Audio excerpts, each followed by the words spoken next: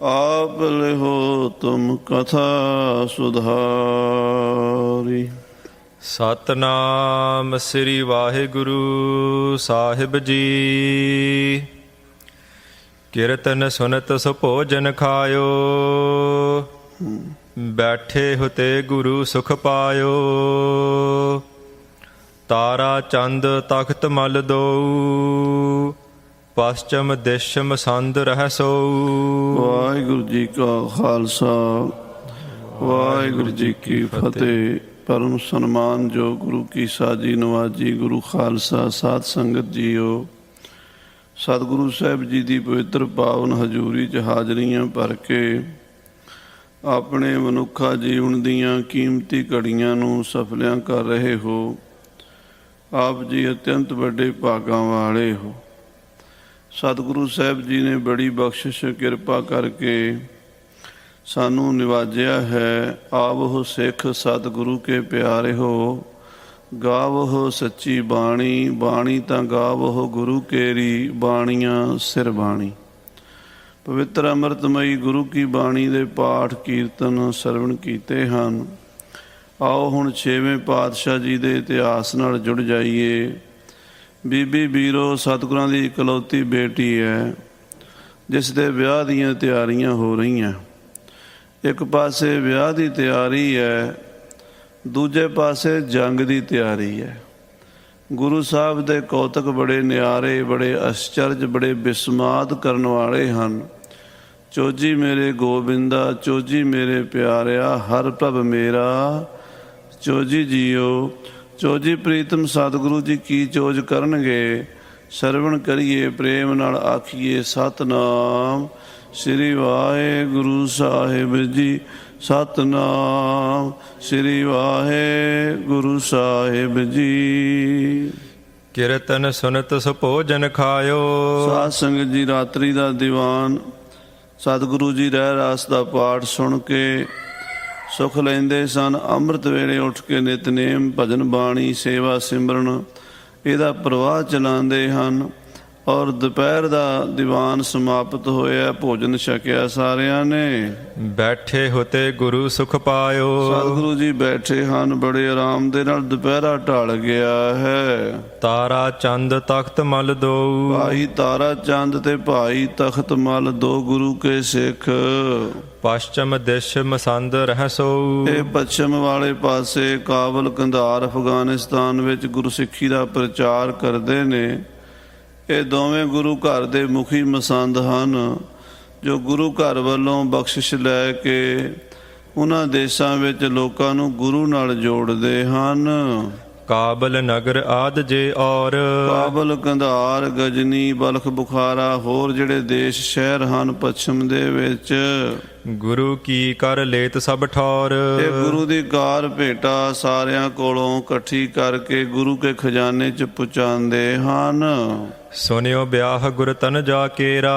ਜਦੋਂ ਇਹਨਾਂ ਮਸੰਦਾਂ ਨੇ ਸੁਣਿਆ ਵੀ ਸਤਿਗੁਰਾਂ ਦੀ ਸਪੁੱਤਰੀ ਬੀਬੀ ਬੀਰੋ ਦਾ ਵਿਆਹ ਹੈ, ਸਮਝੇ ਖਰਚ ਦਰਬ ਬਹੁ ਤੇਰਾ। ਪਰ ਬੀਬੀ ਬੀਰੋ ਦੇ ਵਿਆਹ ਤੇ ਬੜਾ ਖਰਚ ਹੋਣਾ ਹੈ। ਸਭ ਸਿੱਖਨ ਸੋ ਕਹਿਓ ਸੁਨਾਈ। ਔਰ ਕਾਬਲ ਦੀਆਂ, ਕੰਧਾਰ, ਗਜਨੀ ਦੀਆਂ ਸੰਗਤਾਂ ਨੂੰ ਹੁਕਮ ਗੁਰੂ ਸਾਹਿਬ ਜੀ ਵੱਲੋਂ ਦਿੱਤਾ ਹੈ। ਉਗਰਾਹੀ ਜਹ ਕਹਿ ਤਬ ਪਾਈ। ਜਿਨੀ ਗੁਰੂ ਘਰ ਦੀ ਕਾਰ ਭੇਟਾ ਦਸਵੰਧ ਇਕੱਠੀ ਕਰ ਲਈ ਹੈ। ਲੈ ਕਰ ਤਹ ਤੇ ਦਰਬ ਕਨੇਰੇ। ਉਹ ਬਹੁਤ ਸਾਰੀ ਮਾਇਆ ਇਕੱਠੀ ਕਰਕੇ ਅਪਰ ਪਦਾਰਥ ਸੰਚ ਬਡੇਰੇ। ਔਰ ਸਿੱਖਾਂ ਦੀਆਂ ਪ੍ਰੇਮ ਭੇਟਾਵਾਂ, ਵਧੀਆ ਵਧੀਆ ਪਦਾਰਥ ਇਕੱਠੇ ਕਰਕੇ ਸੰਗਤ ਸੰਗ ਲਏ ਚਲ ਆਏ। ਗੁਰੂ ਕੀ ਸੰਗਤਾਂ ਨੂੰ ਨਾਲ ਲੈ ਕਰਕੇ ਭਾਈ ਤਾਰਾ ਚੰਦ, ਭਾਈ ਤਖਤ ਮਲ ਆ ਗਏ। ਮਿਲੇ ਚਰਨ ਗੁਰ ਕੇ ਲਪਟਾਏ। ਆ ਕੇ ਸਤਿਗੁਰੂ ਜੀ ਦੇ ਚਰਨਾਂ 'ਚ ਨਮਸਕਾਰ ਕੀਤੀ, ਮੱਥਾ ਟੇਕਿਆ ਹੈ। ਅਪਰ ਸਿੱਖ ਧਰ ਧਰ ਉਪਹਾਰਾ। ਹੋਰ ਵੀ ਬਹੁਤ ਸਾਰੇ ਗੁਰਸਿੱਖ ਪ੍ਰੇਮ ਭੇਟਾਵਾਂ ਲੈ ਕੇ ਆਏ ਹਨ। ਬੰਦਨ ਕਰਤੇ ਦਰਸ ਨਿਹਾਰਾ। ਮਹਾਰਾਜ ਦੇ ਨਮਸਕਾਰ ਕਰਦੇ, ਦਰਸ਼ਨ ਕਰਦੇ ਹਨ। ਬਸਤਰ ਬਿਭੂਖਨ ਤਨ ਧਰਨ ਮੈਂ। ਕੋਈ ਬਸਤਰ, ਕੋਈ ਮਾਇਆ, ਕੋਈ ਗਹਿਣੇ, ਕੋਈ ਪਦਾਰਥ ਰੱਖ ਕੇ ਮੱਥਾ ਟੇਕਦੇ ਹਨ। ਫਲ ਗਨ ਬਹੁ ਮੇਵੇ ਤਹਿ ਸਮੈ ਵਧੀਆ ਵਧੀਆ ਮੇਵੇ, ਕਾਜੂ, ਬਦਾਮ, ਬਹੁਤ ਸਾਰੇ ਸੋਹਣੇ ਪਿਸਤੇ, ਨੇਜ਼ੇ, ਕਾਬਲ ਦੇ ਮੇਵੇ ਗੁਰੂ ਚਰਨਾਂ 'ਚ ਭੇਟਾ ਕੀਤੇ ਹਨ। ਬ੍ਰਿੰਦ ਉਪਾਇਨ ਗੁਰੂ ਅਗਾਰੀ ਬਹੁਤ ਸਾਰੇ ਉਪਹਾਰ ਗੁਰੂ ਜੀ ਅੱਗੇ ਰੱਖੇ ਹਨ। ਅਰਪ ਅਰਪ ਗੁਰ ਦਰਸ਼ਨ ਨਿਹਾਰੀ ਮਹਾਰਾਜ ਦੇ ਚਰਨਾਂ 'ਚ ਭੇਟਾਵਾਂ ਅਰਪਣ ਕੀਤੀਆਂ ਤੇ ਮਹਾਰਾਜ ਦੇ ਦਰਸ਼ਨ ਕੀਤੇ ਹਨ। ਕਿਰਪਾ ਦ੍ਰਿਸ਼ਟ ਕਰ ਪਿਖੈ ਗੁਸਾਈ ਮਹਾਰਾਜ ਛੇਵੇਂ ਪਾਤਸ਼ਾਹ ਜੀ ਆਪਣੀਆਂ ਸੰਗਤਾਂ ਵੱਲ ਮਿਹਰ ਦੀ ਨਿਗਾਹ ਨਾਲ ਵੇਖ ਰਹੇ ਹਨ। ਜਦੋਂ ਸਤਿਗੁਰਾਂ ਦੇ ਚਰਨਾਂ 'ਚ ਸਿੱਖ ਪ੍ਰੇਮ ਭੇਟਾ ਲੈ ਕੇ ਆਉਂਦਾ ਨਾ, ਭਾਈ ਗੁਰਦਾਸ ਜੀ ਲਿਖਦੇ, ਚਰਨ ਸ਼ਰਨ ਗੁਰ ਜਾਏ ਚੱਲ, ਸਤਿਗੁਰ ਕੋਟ ਪੈਂਡਾ ਆਗੇ ਹੋਏ ਲੇਤ ਹੈ। ਚਰਨ ਸ਼ਰਨ ਗੁਰ ਏਕ ਪੈਂਡਾ ਜਾਏ ਚੱਲ, ਸਤਿਗੁਰ ਕੋਟ ਪੈਂਡਾ ਆਗੇ ਹੋਏ ਲੇਤ ਹੈ। ਗੁਰੂ ਕਾ ਸਿੱਖ ਇੱਕ ਕਦਮ ਪੁੱਟਦਾ ਤੇ ਗੁਰੂ ਕਰੋੜਾਂ ਕਦਮ ਅੱਗੋਂ ਦੀ ਲੈਂਦਾ। ਸਤਿਗੁਰ ਮੰਤਰ ਸਿਮਰਨ ਮਾਤਰ, ਸਿਮਰਨ ਤਾਹੇ ਬਾਰੰਬਾਰ ਗੁਰ ਹੇਤ ਹੈ। ਸਿੱਖ ਇੱਕ ਵਾਰੀ ਵਾਹਿਗੁਰੂ ਕਹਿੰਦਾ, ਯਾਨੀ ਗੁਰੂ ਨੂੰ ਇੱਕ ਵਾਰੀ ਯਾਦ ਕਰਦਾ, ਤੇ ਗੁਰੂ ਆਪਣੇ ਸਿੱਖ ਨੂੰ ਹਰ ਵੇਲੇ ਯਾਦ ਰੱਖਦਾ। ਭਾਵਨੀ ਭਗਤ ਭਾਏ ਕੌਡੀ ਅਗਰ ਭਾਗ ਰੱਖੈ। ਸ਼ਰਧਾ ਭਾਵਨਾ ਨਾਲ ਸਿੱਖ ਇੱਕ ਕੌਡੀ ਗੁਰੂ ਦੇ ਚਰਨਾਂ 'ਚ ਰੱਖਦਾ, ਤਾਹੇ ਗੁਰੂ ਸਰਬ ਨਿਧਾਨ ਦਾਨ ਦੇਤ ਹੈ। ਗੁਰੂ ਆਪਣੇ ਸਿੱਖ ਨੂੰ ਸਾਰੇ ਖਜ਼ਾਨੇ ਦੇ ਦਿੰਦਾ। ਇਹੋ ਜਿਹੇ ਦਿਆਲੂ ਸਤਿਗੁਰੂ ਮਹਾਰਾਜ ਛੇਵੇਂ ਪਾਤਸ਼ਾਹ ਦੇ ਚਰਨਾਂ ਵਿੱਚ ਸੰਗਤਾਂ ਪ੍ਰੇਮ ਭੇਟਾ ਅਰਪਣ ਕਰ ਰਹੀਆਂ ਹਨ। ਮਨੋ ਕਾਮਨਾ ਸਭ ਨੇ ਪਾਈ ਜੋ ਜੋ ਕਿਸੇ ਦੀ ਮਨੋ ਕਾਮਨਾ ਸੀ ਪੂਰੀ ਹੋਈ ਗੁਰੂ ਸਾਹਿਬ ਦੇ ਦਰਸ਼ਨ ਕਰਕੇ। ਅਗ ਗਨ ਮਿਟੇ ਪੁਨੀਤ ਭਏ ਹੈ ਮਹਾਰਾਜ ਦੇ ਦਰਸ਼ਨ ਕਰਕੇ ਪਾਪ ਮਿਟ ਗਏ ਤੇ ਪਵਿੱਤਰ ਹੋ ਗਏ ਹਨ ਗੁਰੂ ਕੇ ਸਿੱਖ। ਬਰਸੁਤ ਬਿਤਗਨ ਆਦ ਲਏ ਹੈ ਜੋ ਜੋ ਚਾਹੀਦਾ ਸੀ, ਕਿਸੇ ਨੂੰ ਦੁੱਧ ਚਾਹੀਦਾ ਸੀ ਉਸ ਨੂੰ ਦੁੱਧ ਮਿਲਿਆ, ਜਿਸ ਨੂੰ ਪੁੱਤ ਚਾਹੀਦਾ ਸੀ ਉਸ ਨੂੰ ਪੁੱਤ ਮਿਲਿਆ, ਕਿਉਂਕਿ ਸਤਿਗੁਰੂ ਸਾਰੀਆਂ ਦਾਤਾਂ ਦੇ ਦਾਤੇ ਹਨ। ਜੋ ਵੀ ਕੋਈ ਮੰਗੇ ਉਹੀ ਸਤਿਗੁਰੂ ਦਿੰਦੇ ਹਨ। ਵਿਆਹ ਜਾਨ ਉਤਲਾਵਤ ਆਏ ਇਹ ਜਿਹੜੇ ਕਾਬਲ ਦੇ ਸਿੱਖ ਹਨ, ਬੜੇ ਧਨੀ ਪੈਸੇ ਵਾਲੇ ਸਿੱਖ ਸਨ। ਕਾਬਲ, ਕੰਧਾਰ, ਗਜਨੀ, ਜਲਾਲਾਬਾਦ, ਪਿਸ਼ਾਵਰ, ਮੁਲਤਾਨ, ਪੱਛਮ ਵਿੱਚ ਬਹੁਤ ਸਾਰੇ ਵੱਡੇ ਵੱਡੇ ਸ਼ਹਿਰ ਸਿੱਖੀ ਦੇ ਕੇਂਦਰ ਹੋਇਆ ਕਰਦੇ ਸਨ। ਸਮਾਂ ਬਦਲ ਜਾਂਦਾ ਸਾਧ ਸੰਗਤ ਜੀ।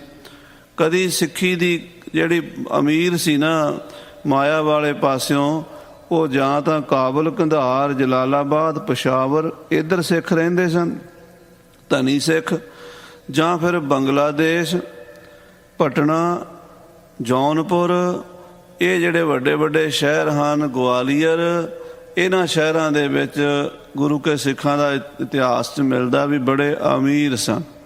ਉਹ ਆਪਣਾ ਦਸਵੰਧ ਹਜ਼ਾਰਾਂ ਰੁਪਈਆ, ਲੱਖਾਂ ਰੁਪਈਆ ਗੁਰੂ ਘਰ ਭੇਜਦੇ ਸਨ। ਇਹ ਗੁਰੂ ਕੇ ਸਿੱਖ ਮਹਾਰਾਜ ਦੀ ਬੇਟੀ ਦੇ ਵਿਆਹ 'ਚ ਛੇਤੀ ਜਾ ਕੇ ਹਾਜ਼ਰ ਹੋ ਜਾਈਏ ਕਾਹਲੀ ਨਾਲ ਆਏ ਹਨ।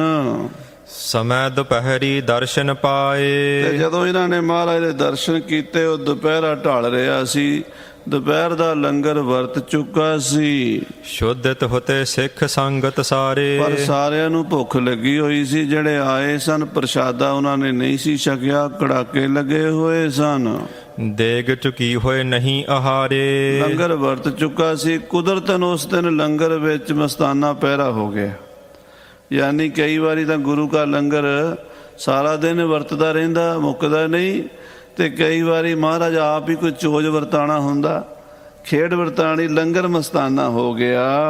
ਸਭ ਕੀ ਕੁਸ਼ਲ ਬੂਝ ਗੁਰ ਸੁਆਮੀ ਮਹਾਰਾਜ ਨੇ ਸਾਰੇ ਸਿੱਖਾਂ ਦਾ ਹਾਲ ਚਾਲ ਸੁਖ ਸ਼ਾਂਤ ਪੁੱਛੀ ਹੈ। ਬੜੀ ਭੋਰ ਕੇ ਮਾਰਗ ਗਾਮੀ ਫਿਰ ਮਹਾਰਾਜ ਕਹਿੰਦੇ, ਭਾਈ ਬੜੇ ਵੱਡੇ ਵੇਲੇ ਦੇ ਤੁਸੀਂ ਤੁਰੇ ਹੋਵੋਗੇ, ਸਵੇਰ ਦੇ ਆਏ ਹੋ, ਚੱਲੇ ਹੋ, ਸ਼ਰਮਤ ਅਹੈ ਕਬ ਕਰੈ ਆਹਾਰਾ। ਮਹਾਰਾਜ ਨੇ ਸੋਚਿਆ ਵੀ ਸਿੱਖ ਵਿਚਾਰੇ ਥੱਕੇ ਹੋਏ ਨੇ ਤੇ ਰੋਟੀ ਪ੍ਰਸ਼ਾਦਾ ਇਹਨਾਂ ਨੂੰ ਰਾਤ ਰਹਿ ਰਾਸ ਦੇ ਪਾਠ ਤੋਂ ਬਾਅਦ ਮਿਲਣਾ, ਉਹਨਾਂ ਚਿਰ ਭੁੱਖੇ ਰਹਿਣਗੇ, ਕੀ ਖਾਣਗੇ ਉਹਨਾਂ ਚਿਰ। ਹਾਂਜੀ, ਇਮ ਲਖ ਸਤਿਗੁਰ ਬਾਕ ਉਚਾਰਾ। ਇਹ ਵਿਚਾਰ ਕੇ ਵੀ ਰਹਿ ਰਾਸ ਦੇ ਟਾਈਮ ਤੱਕ 2-3 ਘੰਟਿਆਂ 'ਚ ਲੰਗਰ ਤਿਆਰ ਹੋਣਾ, ਇਹਨਾਂ ਨੂੰ ਕੁਝ ਹੁਣ ਛਕਾਣਾ ਚਾਹੀਦਾ ਹੈ। ਅੰਤਰ ਹੋਤ ਜਹਾਂ ਪਕਵਾਨ।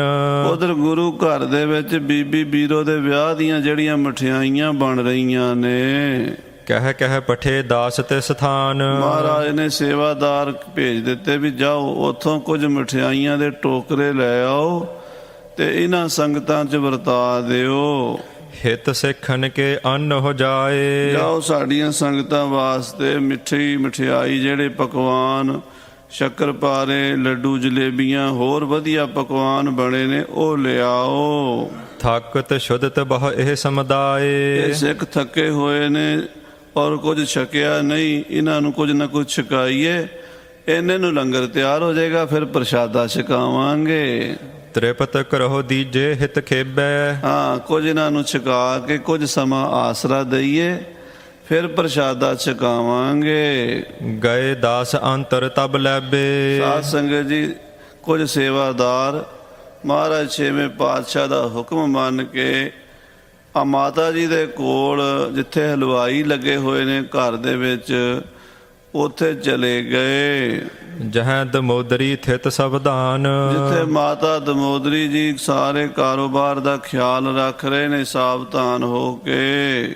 ਕਰਵਾਵਤ ਬਹੁ ਵਿਧ ਪਕਵਾਨ। ਬਹੁਤ ਵਧੀਆ ਵਧੀਆ ਪਕਵਾਨ ਮਾਤਾ ਜੀ ਤਿਆਰ ਕਰਵਾ ਰਹੇ ਨੇ। ਕੋਸ਼ਠ ਅੰਤਰ ਕਰ ਕਰ ਧਰੈ। ਤੇ ਤਿਆਰ ਕਰ ਕਰਕੇ ਕੋਠਿਆਂ ਦੇ ਵਿੱਚ ਰੱਖੀ ਬੈਠੇ ਹਨ।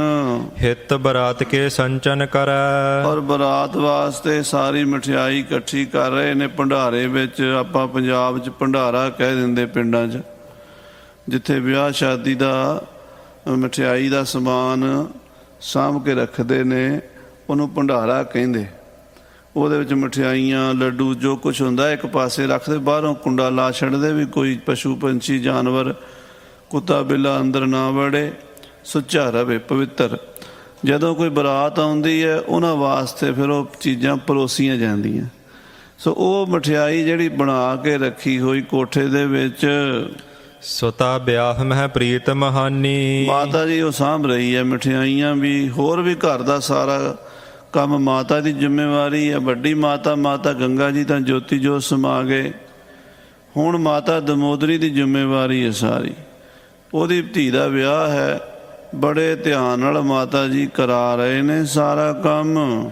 ਜਿਮ ਆਛੋ ਹੋਏ ਤਿਮ ਰੁਚ ਠਾਨੀ। ਜਿਸ ਤਰ੍ਹਾਂ ਵਧੀਆ ਤਰੀਕੇ ਨਾਲ ਸਾਰਾ ਕੰਮ ਹੋਵੇ ਮਾਤਾ ਜੀ ਉਦਾਂ ਕਰਵਾਉਂਦੇ ਨੇ। ਤਬ ਸਿੱਖਨ ਕਰ ਜੋਰ ਅਲਾਏ। ਗੁਰੂ ਸਾਹਿਬ ਦੇ ਭੇਜੇ ਹੋਏ ਸਿੱਖਾਂ ਨੇ ਹੱਥ ਜੋੜ ਕੇ ਮਾਤਾ ਦਮੋਦਰੀ ਜੀ ਦੇ ਚਰਨਾਂ 'ਚ ਬੇਨਤੀ ਕੀਤੀ। ਸੁਨੋ ਮਾਤ ਜੀ ਗੁਰੂ ਪਠਾਏ। ਹੇ ਮਾਤਾ ਜੀ, ਸਾਨੂੰ ਸੱਚੇ ਪਾਤਸ਼ਾਹ ਮਹਾਰਾਜ ਜੀ ਨੇ ਭੇਜਿਆ ਹੈ। ਪਸ਼ਚਮ ਤੇ ਸੰਗਤ ਕਛ ਆਈ। ਮਾਤਾ ਜੀ, ਪੱਛਮ ਕਾਬਲ ਵੱਲੋਂ, ਕੰਧਾਰ ਵੱਲੋਂ ਕੁਝ ਸੰਗਤਾਂ ਆਈਆਂ ਨੇ। ਅਨਗਨ ਰੁਚਰ ਉਪਾਇਨ ਲਿਆਈ। ਔਰ ਬਹੁਤ ਸਾਰੀਆਂ ਭੇਟਾਵਾਂ, ਵਧੀਆ ਵਧੀਆ ਬਸਤਰ ਤੇ ਬਹੁਤ ਸਾਰੀ ਮਾਇਆ ਲੈ ਕੇ ਆਈਆਂ ਨੇ। ਦੇਗ ਬਿਖੈ ਅਬ ਨਹੀਂ ਆਹਾਰਾ। ਪਰ ਮਾਤਾ ਜੀ, ਗੁਰੂ ਦੇ ਲੰਗਰ 'ਚ ਦਾਲ ਵੀ ਫਤਿਹ ਹੋ ਗਈ ਹੈ ਤੇ ਪ੍ਰਸ਼ਾਦਾ ਵੀ ਫਤਿਹ ਹੋ ਗਿਆ, ਲੰਗਰ ਮਸਤਾਨਾ ਹੋ ਗਿਆ।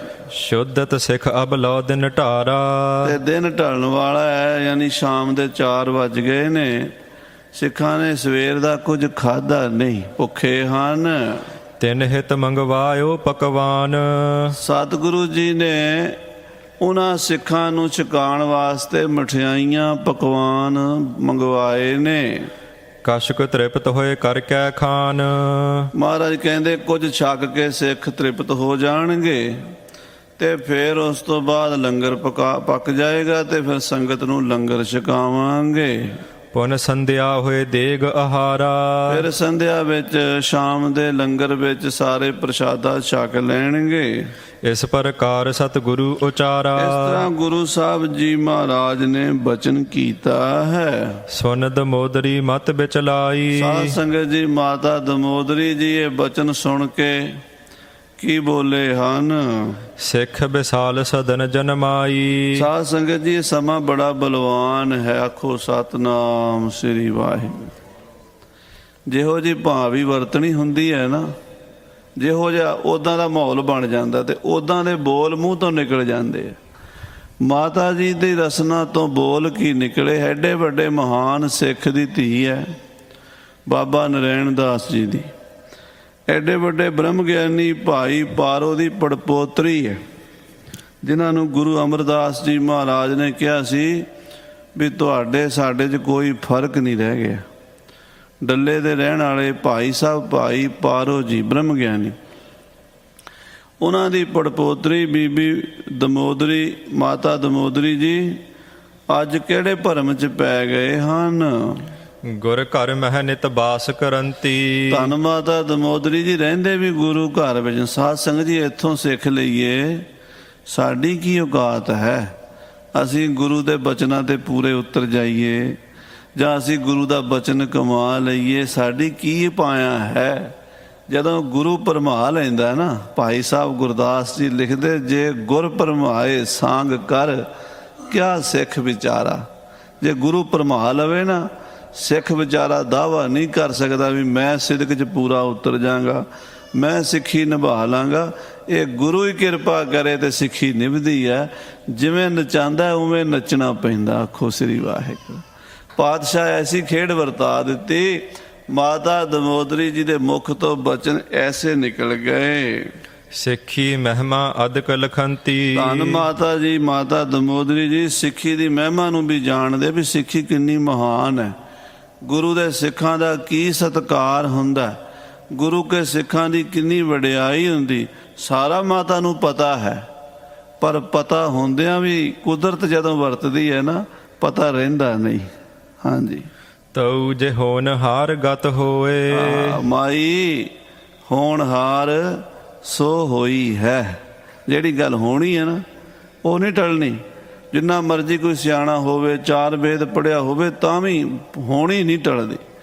ਮਾਈ ਹੋਣਹਾਰ ਸੋ ਹੋਈ ਹੈ, ਰਾਚ ਰਿਓ ਰਚਨਾ ਪ੍ਰਭ ਆਪਣੀ, ਕਹਾਂ ਲਾਭ ਕਹਾਂ ਖੋਈ ਹੈ। ਕੀ ਖੇਡ ਵਰਤ ਗਈ ਹੈ। ਮਾਤਾ ਜੀ ਨੂੰ ਸਭ ਪਤਾ ਹੈ ਵੀ ਗੁਰੂ ਘਰ 'ਚ ਸਿੱਖਾਂ ਦਾ ਕੀ ਸਤਿਕਾਰ ਹੈ, ਸੰਗਤ ਦੀ ਕਿੱਡੀ ਵੱਡੀ ਵਡਿਆਈ ਹੈ। ਪਰ ਫਿਰ ਵੀ ਐਸੀ ਕਲਾ ਵਰਤ ਗਈ, ਐਸਾ ਬਚਨ ਮੂੰਹ ਤੋਂ ਨਿਕਲ ਗਿਆ। ਫੇਰੀ ਮਤ ਬੋਲੀ ਬਚ ਸੋਏ। ਉਹ ਹੋਣੀ ਨੇ, ਉਹ ਭਾਵੀ ਨੇ ਗੇੜਾ ਪੁੱਠਾ ਦੇ ਦਿੱਤਾ ਤੇ ਮਾਤਾ ਜੀ ਇਉਂ ਬੋਲੀ, ਇਹ ਪਕਵਾਨ ਸਗਨ ਕੇ ਸਨੋ। ਸਿੱਖਾਂ ਨੂੰ ਕਹਿਣ ਲੱਗੀ, ਇਹ ਮਠਿਆਈ ਸਗਨਾਂ ਦੀ ਹੈ। ਇਹ ਸਗਨਾਂ ਦੀ ਮਠਿਆਈ ਬਿਨਾਂ ਸਗਨਾਂ ਦੇ, ਬਿਨਾਂ ਮਰਿਆਦਾ ਦੇ ਅਸੀਂ ਨਹੀਂ ਵਰਤਾ ਸਕਦੇ। ਕਰ ਕਰ ਤਿਆਰ ਰਾਖਤੀ ਘਨੋ। ਇਹ ਮੈਂ ਤਿਆਰ ਕਰਵਾ ਕੇ ਰੱਖ ਰਹੀ ਹਾਂ। ਇਸ ਮਠਿਆਈ ਨੂੰ ਕੋਈ ਮੂੰਹ ਨਹੀਂ ਲਾ ਸਕਦਾ। ਇਹ ਮਠਿਆਈ ਅਜੇ ਵਰਤਾਈ ਨਹੀਂ ਜਾ ਸਕਦੀ। ਅਬ ਲਓ ਖਰਚ ਨਹੀਂ ਕਿਤ ਕਰਿਓ। ਅਜੇ ਤੱਕ ਇਹ ਮਠਿਆਈ ਨਹੀਂ ਕਿਸੇ ਨੇ ਮੂੰਹ ਲਾਈ ਤੇ ਨਾ ਇਹਨੂੰ ਅਜੇ ਖਰਚਣਾ ਹੈ। ਜੋ ਹੋਵਤ ਸੋ ਅੰਤਰ ਧਰਿਓ। ਜਿੰਨੀ ਬਣ ਰਹੀ ਹੈ ਨਾ, ਸਾਰੀ ਸੁੱਚੀ ਮਠਿਆਈ ਕੋਠੇ ਦੇ ਵਿੱਚ ਸਾਂਭ ਕੇ ਰੱਖ ਰਹੇ ਆ। ਪ੍ਰਥਮ ਬਰਾਤੀ ਅਚਵਨ ਕਰ ਹੈ। ਮਾਤਾ ਕਹਿੰਦੀ ਪਹਿਲਾਂ ਬਰਾਤੀ ਖਾਣਗੇ, ਮੇਰੀ ਧੀ ਦੇ, ਮੇਰੀ ਬੇਟੀ ਦੇ ਬਰਾਤੀ ਜਿਹੜੇ ਆਉਣਗੇ ਜਾਂਜੀ, ਪਹਿਲਾਂ ਉਹ ਇਹ ਮਠਿਆਈ ਛਕਣਗੇ। ਤਿੰਨ ਪਿੱਛੇ ਕੋ ਮੁਖ ਮਹਿ ਧਰ ਹੈ। ਫੇਰ ਕੋਈ ਇਹਨੂੰ ਮੂੰਹ ਲਾ ਸਕੇਗਾ। ਮੇਲ ਵਾਲੀਆਂ ਸੰਗਤਾਂ ਦੂਜੀਆਂ ਬਾਅਦ ਚ ਖਾਣਗੀਆਂ, ਪਹਿਲਾਂ ਬਰਾਤੀ ਖਾਣਗੇ। ਪ੍ਰਥਮ ਨ ਉਚਿਤ ਕਿਸੀ ਕੋ ਦੇਬੈ। ਪਹਿਲਾਂ ਕਿਸੇ ਨੂੰ ਮਠਿਆਈ ਦੇਣੀ ਉਚਿਤ ਨਹੀਂ ਹੈ, ਯੋਗ ਨਹੀਂ ਹੈ। ਬਿਗਰਤ ਰੀਤ ਜੇ ਕਿਮਲੇ ਖੈਬੇ। ਹਾਂ, ਜੇ ਏਦਾਂ ਬਰਾਤੀਆਂ ਤੋਂ ਪਹਿਲਾਂ ਮਠਿਆਈ ਖਾਈਏ ਤੇ ਰੀਤ ਬਦਲਦੀ ਹੈ, ਵਿਗੜਦੀ ਹੈ। ਕਿਉਂਕਿ ਸਮਾਜ ਦੀਆਂ ਨਾ ਕੁਝ ਚੀਜ਼ਾਂ ਬਣੀਆਂ ਹੋਈਆਂ, ਉਹ ਸਮਾਜ ਦੀਆਂ ਚੀਜ਼ਾਂ ਜਿਹੜੇ ਸਮਾਜਿਕ ਲੋਕ ਨੇ ਉਹਦੇ 'ਚ ਚੱਲਦੇ ਨੇ, ਉਹਨਾਂ ਨੂੰ ਚੱਲਣਾ ਵੀ ਪੈਂਦਾ। ਪਰ ਗੁਰੂ ਦੀ ਗੱਤ ਜਿਹੜੀ ਹੈ ਉੱਤੇ ਹੈ। ਆਖੋ ਸ੍ਰੀ ਵਾਹਿਗੁਰੂ। ਗੁਰੂ ਦੀ ਖੇਡ ਸਮਾਜ ਦੇ ਨਿਯਮਾਂ ਤੋਂ ਵੀ ਉੱਪਰ ਹੈ। ਮਾਤਾ ਜਿਹੜੇ ਨਜ਼ਰੀਏ ਤੋਂ ਸੋਚ ਰਹੀ ਹੈ, ਉਹ ਇੱਕ ਪੱਖ ਤੋਂ ਠੀਕ ਹੈ ਵੀ ਪਹਿਲਾਂ ਬਰਾਤੀਆਂ ਦੀ ਸੇਵਾ ਹੋਵੇ, ਫਿਰ ਜਿਹੜੇ ਆਏ ਹੋਏ ਮੇਲ ਦੇ ਰਿਸ਼ਤੇਦਾਰ ਉਹਨਾਂ ਦੀ ਸੇਵਾ, ਇੱਦਾਂ ਇੱਕ ਨਿਯਮ ਬਣਿਆ ਹੋਇਆ ਸੀ। ਪਰ ਗੁਰੂ ਸਾਹਿਬ ਦੀ ਨਿਗਾਹ ਵਿੱਚ ਸਾਰਿਆਂ ਤੋਂ ਉੱਚੇ ਗੁਰਸਿੱਖ ਹਨ। ਗੁਰਸਿੱਖਾਂ ਦੇ ਬਰਾਬਰ ਕੁਛ ਨਹੀਂ। ਉਹ ਮਾਤਾ ਨੇ ਵਿਚਾਰਿਆ ਨਹੀਂ। ਕਹਿਣ ਲੱਗੀ ਪਹਿਲਾਂ ਤਾਂ ਬਰਾਤੀ ਖਾਣਗੇ ਤੇ ਫਿਰ ਕਿਸੇ ਨੂੰ ਹੋਰ ਇਹ ਮਠਿਆਈ ਮੂੰਹ ਲਾਣ ਨੂੰ ਦਿਆਂਗੀ। ਕਿਮ ਸਿੱਖਨ ਹਿਤ ਪੂਰਬ ਦਾਹੈ। ਇਹ ਪਹਿਲਾਂ ਸਿੱਖਾਂ ਨੂੰ ਕਿਵੇਂ ਦੇ ਦਈਏ? ਇਹ ਤੇ ਸਗਨਾਂ ਦੀ ਮਠਿਆਈ ਹੈ। ਜਬ ਲਉ ਨਹਿ ਬਰਾਤ ਕੁਛ ਖਾਹੈ। ਜਿੰਨਾ ਚਿਰ ਬਰਾਤ ਨਹੀਂ ਆ ਕੇ ਮੂੰਹ ਲਾਂਦੀ, ਸੁਨਤ ਸਿੱਖ ਸ਼ੂਸ਼ੇ ਹਟ ਆਏ। ਉਹ ਸਿੱਖ ਵਿਚਾਰੇ ਸੁਣ ਕੇ ਮਾਤਾ ਦਾ ਜਵਾਬ ਸਤਿਗੁਰੂ ਜੀ ਕੋਲ ਖਾਲੀ ਹੱਥ ਮੁੜ ਆਏ। ਕਹੈ ਨਾ ਅਬ ਲਉ ਸ਼ਗਨ ਮਨਾਏ। ਕਹਿਣ ਲੱਗੇ ਸੱਚੇ ਪਾਤਸ਼ਾਹ ਜੀ, ਵੱਡੇ ਮਾਤਾ ਜੀ ਕਹਿ ਰਹੇ ਨੇ ਕਿ ਇਹ ਮਠਿਆਈ ਸਗਨਾਂ ਦੀ ਹੈ, ਇਹਨਾਂ ਨੂੰ ਜਿੰਨਾ ਚਿਰ ਬਰਾਤੀ ਨਹੀਂ ਖਾਣਗੇ ਦੂਜਾ ਕੋਈ ਮੂੰਹ ਨਹੀਂ ਲਾ ਸਕਦਾ। ਜਬ ਹੈ ਬਰਾਤੀ ਅਚਵਨ ਕਰੈ। ਜਦੋਂ ਬਰਾਤੀ ਛਕ ਲੈਣਗੇ ਇਸ ਮਠਿਆਈ ਨੂੰ, ਪੀਛੇ ਅਪਰ ਕੋਏ ਮੁਖ ਧਰੈ। ਫਿਰ ਕੋਈ ਦੂਸਰਾ ਮੂੰਹ ਚ ਪਾ ਸਕਦਾ ਇਸ ਮਠਿਆਈ ਨੂੰ। ਬਿਗਰਹਿ ਰੀਤ ਅਹੈ ਜਗ ਜੋਏ। ਜੇ ਪਹਿਲਾਂ ਮਠਿਆਈ ਕਿਸੇ ਸਿੱਖ ਨੂੰ ਖਵਾਉਣ ਨੂੰ ਦੇ ਦਿੱਤੀ ਤੇ ਜਗ ਦੀ ਰੀਤ ਬਦਲ ਜਾਏਗੀ। ਸਾਧ ਸੰਗਤ ਜੀ, ਇੱਕ ਲੌਕਿਕ ਰੀਤ ਹੈ, ਇੱਕ ਵੈਦਿਕ ਰੀਤ ਹੈ, ਇੱਕ ਗੁਰੂ ਦੀ ਰੀਤ ਹੈ। ਗੁਰੂ ਦੀ ਰੀਤ ਲੌਕਿਕ ਵੈਦਿਕ ਤੋਂ ਉੱਪਰ ਹੈ। ਸੰਸਾਰ ਦੀ ਰੀਤਾਂ ਆਪਣੀ ਥਾਂ ਤੇ ਹਨ। ਜਗ ਦੀ ਰੀਤ ਜਿਹਨੂੰ ਕਹਿੰਦੇ ਆ ਉਹ ਠੀਕ ਹੈ, ਜਗਤ ਚੱਲਦਾ ਆਪਣੀ ਰੀਤੀ ਰਿਵਾਜ ਨਾਲ, ਪਰ ਜਿਹੜੀ ਗੱਲ ਗੁਰੂ ਦੀ ਹੈ ਉਹ ਲੋਕਾਂ ਨਾਲੋਂ, ਵੇਦਾਂ ਨਾਲੋਂ ਉੱਚੀ ਹੈ। ਮਾਤਾ ਆਪਣੀ ਥਾਂ ਤੇ ਕਹਿ ਰਹੀ ਹੈ ਵੀ ਪਹਿਲਾਂ ਜਗਤ ਦੀ ਰੀਤ ਹੈ ਵੀ ਮਠਿਆਈ ਬਰਾਤੀ ਖਾਂਦੇ ਨੇ, ਫਿਰ ਕੋਈ ਹੋਰ ਛਕ ਸਕਦਾ ਹੈ। ਜੇ ਅਬ ਅਚਹਿ ਸਿੱਖ ਗਨ ਸੋਏ। ਮਾਤਾ ਕਹਿੰਦੀ ਹੈ ਵੀ ਜੇ ਹੁਣ ਸਿੱਖ ਖਾ ਲੈਣਗੇ, ਸਿੱਖ ਸੰਗਤ ਚਹੁ ਦਿਸ਼ ਪਰਵਾਰੇ। ਸਿੱਖ ਸੰਗਤਾਂ ਸਾਰੀਆਂ ਜਿੰਨੇ ਗੁਰੂ ਕੇ ਪਰਿਵਾਰ ਹਨ, ਸੁਨਤ ਗੁਰੂ ਰਿਸ ਕੋ ਉਰ ਧਾਰੇ। ਇਹ ਪਹਿਲਾਂ ਕਿਵੇਂ ਖਾਣਗੇ? ਬਰਾਤੀਆਂ ਤੋਂ ਨਹੀਂ ਖਾ ਸਕਦੇ। ਮਾਤਾ ਨੇ ਜਵਾਬ ਦੇ ਦਿੱਤਾ। ਇਹ ਸੁਣ ਕੇ ਗੁਰੂ ਸਾਹਿਬ ਨੂੰ ਨਾਰਾਜ਼ਗੀ ਹੋਈ। ਆਇਸ ਮੇਟਨ ਕਰਹਿ ਹਮਾਰੀ। ਮਹਾਰਾਜ ਕਹਿੰਦੇ ਦਮੋਦਰੀ ਸਾਡਾ ਹੁਕਮ ਨਹੀਂ ਮੰਨਦੀ, ਸਾਡੀ ਆਗਿਆ ਨਹੀਂ ਮੰਨੀ ਉਸਨੇ। ਚਹਤ ਬਰਾਤ ਅਚਾਓ ਆਹਾਰੀ। ਉਹ ਬਰਾਤ ਨੂੰ ਪਹਿਲਾਂ ਸਮਝਦੀ ਹੈ ਗੁਰੂ ਕੀ ਸੰਗਤ ਨਾਲੋਂ। ਗੁਰੂ ਨਾਨਕ ਦੇ ਘਰ ਵਿੱਚ ਤਾਂ ਸਭ ਤੋਂ ਵੱਡਾ ਰੁਤਬਾ ਸੰਗਤ ਦਾ ਹੈ। ਆਖੋ ਸਤਿਨਾਮ ਸ੍ਰੀ। ਵਿੱਚ ਸੰਗਤ ਹਰ ਪ੍ਰਭ ਵਸੈ ਜੀਓ। ਗੁਰਸਿੱਖਾਂ ਅੰਦਰ ਸਤਿਗੁਰੂ ਵਰਤੈ, ਚੁਣ ਕੱਢੇ ਲੱਧੋ ਵਾਰੇ। ਇਹ ਗੁਰੂ ਨਾਨਕ ਦਾ ਰੂਪ ਹੈ। ਜਿਹੜੇ ਸਿੱਖ ਬੈਠੇ ਨੇ ਤੇ ਇਹਨਾਂ ਨੂੰ ਛੋਟਾ ਸਮਝਣਾ ਤੇ ਬਰਾਤ ਨੂੰ ਵੱਡਾ ਸਮਝਣਾ, ਇਹ ਦਮੋਦਰੀ ਨੇ ਚੰਗਾ ਨਹੀਂ ਕੀਤਾ। ਸਿੱਖ ਸਦਾ ਮੋਹ ਕਹੋ ਅਤ ਪਿਆਰੇ। ਛੇਵੇਂ ਪਾਤਸ਼ਾਹ ਕਹਿਣ ਲੱਗੇ ਸਿੱਖ ਮੈਨੂੰ ਜਾਨ ਤੋਂ ਵੀ ਪਿਆਰੇ, ਸਿੱਖ ਮੈਨੂੰ ਬਹੁਤ ਪਿਆਰੇ ਲੱਗਦੇ। ਸਿੱਖਾਂ ਦੇ ਬਰਾਬਰ ਕੁਛ ਨਹੀਂ ਹੈ। ਨਿਸ ਦਿਨ ਜਿਨ ਕੋ ਹਿਰਦੇ ਸੰਭਾਰੇ। ਵਾਹ ਵਾਹ, ਜਿਨ੍ਹਾਂ ਸਿੱਖਾਂ ਨੂੰ ਮੈਂ ਦਿਨ ਰਾਤੀ ਯਾਦ ਕਰਦਾ। ਸਾਧ ਸੰਗਤ ਜੀ, ਆਪਾਂ ਤਾਂ ਸਵੇਰੇ ਉੱਠ ਕੇ ਇੱਕ ਵਾਰੀ ਗੁਰੂ ਨੂੰ ਯਾਦ ਕਰਦੇ ਆ ਨਾ, ਤੇ ਗੁਰੂ ਸਾਨੂੰ ਸਾਰਾ ਦਿਨ ਯਾਦ ਕਰਦਾ। ਹਰ ਵੇਲੇ ਜਿੱਥੇ ਆਪਾਂ ਤੁਰੇ ਫਿਰਦੇ ਆ ਸਾਡੇ ਨਾਲ ਹੁੰਦਾ ਗੁਰੂ, ਸਾਡੀ ਰੱਖਿਆ ਕਰਨ ਲਈ। ਸਤਿਗੁਰ ਮੰਤਰ ਸਿਮਰਨ ਮਾਤਰ, ਇੱਕ ਵਾਰੀ ਵਾਹਿਗੁਰੂ ਆਖੀਦਾ। ਸਾਰਾ ਦਿਨ ਆਪਾਂ ਨਹੀਂ ਬਾਣੀ ਪੜ੍ਹਦੇ, ਸਾਰਾ ਦਿਨ ਆਪਾਂ ਨਾਮ ਨਹੀਂ ਜਪਦੇ, ਗੁਰੂ ਨੂੰ ਯਾਦ ਨਹੀਂ ਕਰਦੇ। ਗੁਰੂ ਨੂੰ ਇੱਕ ਵਾਰੀ ਯਾਦ ਕੀਤਾ। ਸਤਿਗੁਰ ਮੰਤਰ ਸਿਮਰਨ ਮਾਤਰ, ਸਿਮਰਨ ਤਾਹੇ ਬਾਰੰਬਾਰ ਗੁਰ ਹੇਤੈ। ਤੇ ਗੁਰੂ ਬਾਰ-ਬਾਰ ਯਾਦ ਰੱਖ। ਮਹਾਰਾਜ ਕਹਿੰਦੇ ਸਿੱਖ ਮੈਨੂੰ ਜਾਨ ਤੋਂ ਵੀ ਪਿਆਰੇ ਨੇ। ਮੈਂ ਆਪਣੇ ਸਿੱਖਾਂ ਨੂੰ ਹਰ ਵੇਲੇ ਯਾਦ ਕਰਦਾ ਹਾਂ। ਹਉ ਗੁਣ ਬੰਦ ਸਗਲ ਕੀ ਜੀਵਨ, ਮੇਰੀ ਜੀਵਨ ਮੇਰੇ ਦਾਸ। ਮੇਰੇ ਦਾਸ ਮੇਰੇ ਸਿੱਖ ਮੇਰੀ ਜ਼ਿੰਦਗੀ ਹਨ, ਮੇਰੀ ਜਾਨ ਹਨ। ਹਾਂਜੀ। ਜਿਮ ਉਪਬਨ ਮਹਿ ਤਰਵਰ ਖਰੇ। ਮਹਾਰਾਜ ਕਹਿੰਦੇ ਜਿਵੇਂ ਜੰਗਲ 'ਚ ਦਰਖਤ ਖੜੇ ਹੁੰਦੇ ਨੇ, ਬਾਗ ਵਿੱਚ ਬੂਟੇ ਖੜੇ ਹੁੰਦੇ ਨੇ, ਸਭਨ ਸੰਭਾਲਨ ਮਾਲੀ ਕਰੇ। ਬਾਗ ਦੇ ਉਹਨਾਂ ਬੂਟਿਆਂ ਦੀ ਸੰਭਾਲ ਮਾਲੀ ਕਰ, ਸਾਰਿਆਂ ਦੀ ਕਰਦਾ।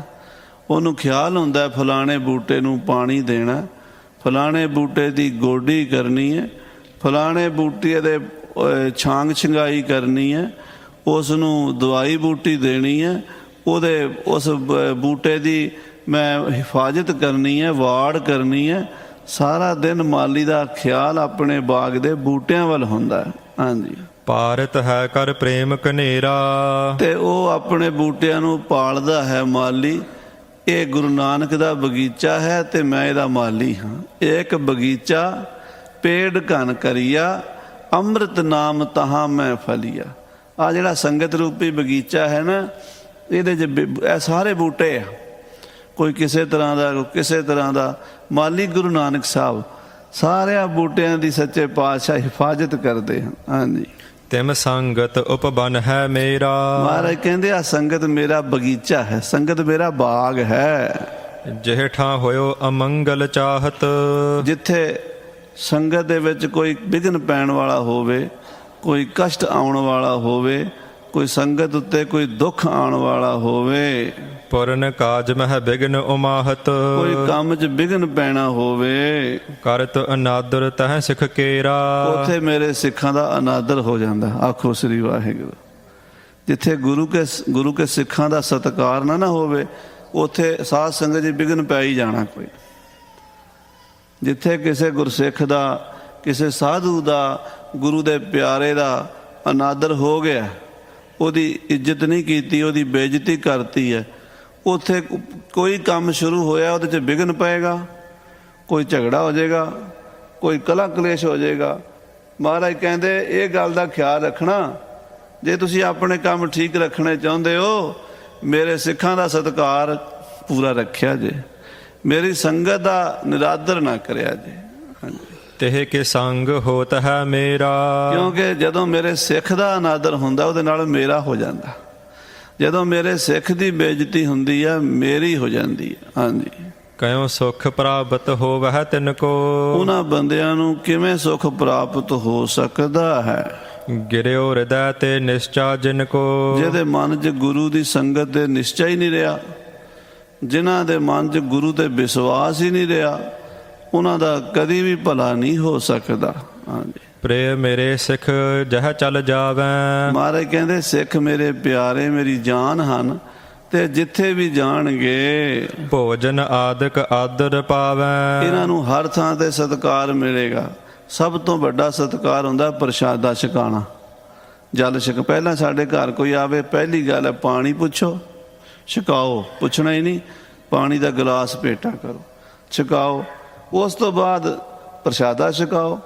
ਮਹਾਰਾਜ ਕਹਿੰਦੇ ਪਹਿਲਾ ਇਹ ਸਤਿਕਾਰ ਹੈ ਸਿੱਖ ਦਾ। ਹਾਂਜੀ, ਤਹਾਂ ਬਿਗਨ ਗਨ ਹੋਤ ਬਿਨਾਸ਼ਾ। ਤੇ ਜਿੱਥੇ ਮੇਰੇ ਸਿੱਖ ਦਾ ਇਦਾਂ ਸਤਿਕਾਰ ਹੋਵੇ, ਪਾਣੀ ਪ੍ਰਸ਼ਾਦਾ ਸਿੱਖ ਨੂੰ ਛਕਾਓ, ਉੱਥੇ ਕੋਈ ਵਿਘਨ ਨਹੀਂ ਵੜ ਸਕਦਾ, ਉੱਥੇ ਕੋਈ ਰੁਕਾਵਟ ਨਹੀਂ ਪੈਂਦੀ। ਕੋਈ ਵੀ ਕੰਮ ਹੋਵੇ ਉਹ ਪੂਰਾ ਹੋਏਗਾ ਜਿੱਥੇ ਸਿੱਖ ਦਾ ਸਤਿਕਾਰ ਹੋਵੇਗਾ। ਹਾਂਜੀ, ਪੂਰਨ ਕਰਹਿ ਤਿਨਹੂ ਕੀ ਆਸਾ।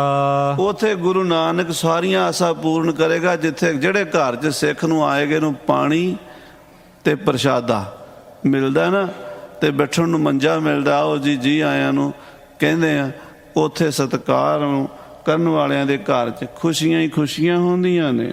ਜੇ ਕਰ ਗੁਰ ਘਰ ਕੋ ਪਕਵਾਨ। ਮਹਾਰਾਜ ਕਹਿੰਦੇ ਜੇ ਗੁਰੂ ਘਰ ਦੇ ਪਕਵਾਨ ਨਹੀਂ ਉਚਿਤ ਸਿੱਖਨ ਕੇ ਖਾਨ।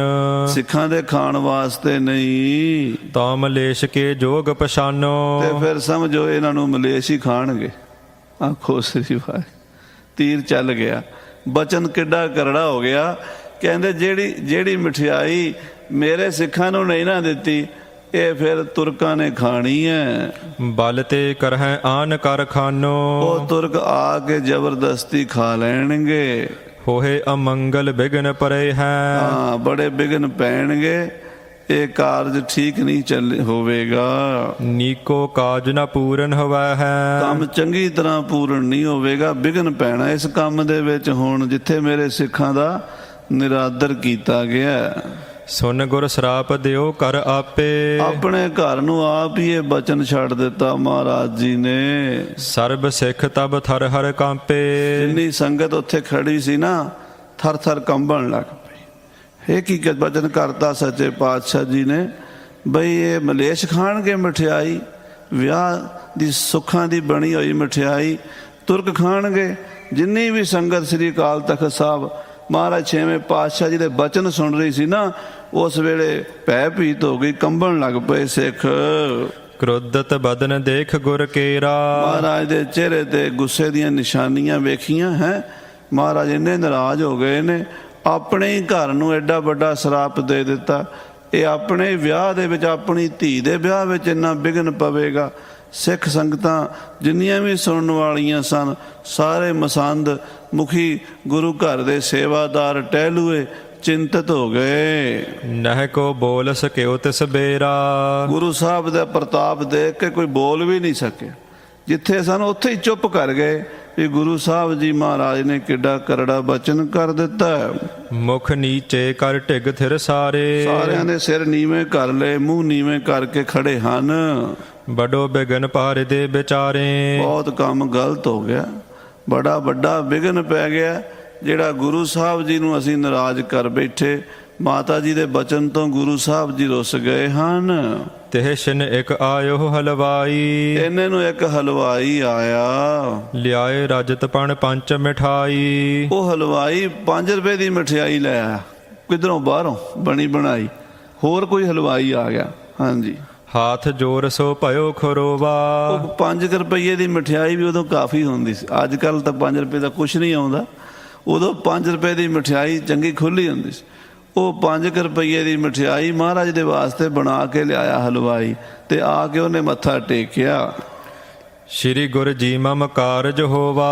ਤੇ ਅਰਦਾਸ ਕਰਦਾ, ਸੱਚੇ ਪਾਤਸ਼ਾਹ ਜੀ ਮੇਰਾ ਕੋਈ ਕਾਰਜ ਅੜਿਆ ਹੋਇਆ ਸੀ ਤੇ ਮੈਂ ਅਰਦਾਸ ਕੀਤੀ ਸੀ, ਸਤਿਗੁਰੂ ਨੇ ਕਿਰਪਾ ਕੀਤੀ, ਮੇਰਾ ਕਾਰਜ ਫਤਿਹ ਹੋ ਗਿਆ। ਹਾਂਜੀ, ਕਰੀ ਹੁਤੀ ਮੈਂ ਸੁਖ ਤੁਮਾਰੀ। ਮੈਂ ਇਹ ਅਰਦਾਸ ਕੀਤੀ ਸੀ ਵੀ ਜਦੋਂ ਮੇਰਾ ਕਾਰਜ ਹੋਵੇਗਾ ਤੇ ਮੈਂ ਗੁਰੂ ਪਾਤਸ਼ਾਹ ਜੀ ਦੇ, ਗੁਰੂ ਕੇ ਸਿੱਖਾਂ ਨੂੰ ਮਠਿਆਈਆਂ ਛਕਾਵਾਂਗਾ। ਹਾਂਜੀ, ਆਸ ਪੁਰੀ ਤੇ ਲਿਆਏ ਅਗਾਰੀ। ਮੇਰੀ ਆਸ ਪੂਰੀ ਹੋ ਗਈ ਤੇ ਮੈਂ ਮਠਿਆਈ ਲੈ ਆਇਆ। ਹਾਂਜੀ, ਬਿਕਸੇ ਕੁਛ ਸਤਿਗੁਰੂ ਬਖਾਨੇ। ਮਹਾਰਾਜ ਥੋੜੇ ਪ੍ਰਸੰਨ ਹੋ ਗਏ। ਉਹ ਖੇਡ ਹੀ ਹੁੰਦੀ ਹੈ, ਸਮਾਂ ਹੀ ਹੁੰਦਾ।